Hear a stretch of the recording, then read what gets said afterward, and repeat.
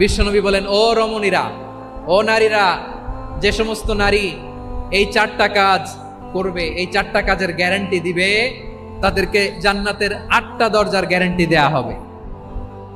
কি 4টা কাজ? 1 নাম্বার, আল মারআতু ইযা সাল্লাত খামসাহা, যে নারী 5 ওয়াক্ত নামাজ পড়ে। কি করে? জেলা স্টেডিয়ামে অবস্থানরত আমার নারীরা, বোনেরা, বিশ্বনবী আপনাদেরকে 4টা কাজের কথা বলেছেন, খুব বেশি না।